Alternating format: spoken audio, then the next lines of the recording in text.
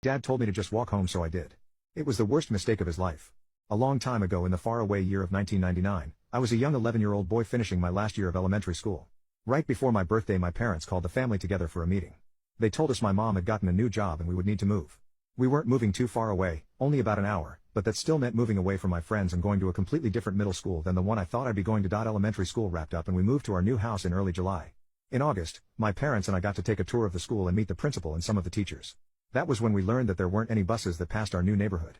It was actually close to the school, so that meant I would be walking to and from there every day. My parents weren't too thrilled about this, but it was only 15 to 20-minute walk and there was a path, so they came around on the idea pretty quickly. At the time, both of my parents worked full-time and 5 days a week. My mom worked Monday through Friday and my dad worked Monday through Thursday and Saturday. Trust me, this is relevant.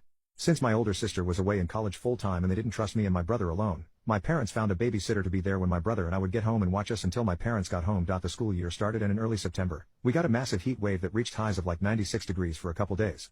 The middle school was also an old building and most of it was not air conditioned. I only had 2 classes that had AC in the classroom throughout the day. At the end of those days, I was tired and not in any mood to walk an additional 20 minutes in the heat before getting home, so I used vending machine snack money to call the babysitter from the payphone.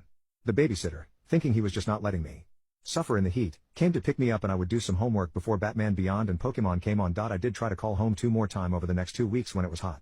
The second time I got the sitter again, the third time I called was on a Friday. My dad answered. He was not happy with me. He told me it wasn't that hot. 85 That day I later found out that I shouldn't call the sitter away from the house and that I had to start growing up. He told me to walk home and we would talk more when I got there.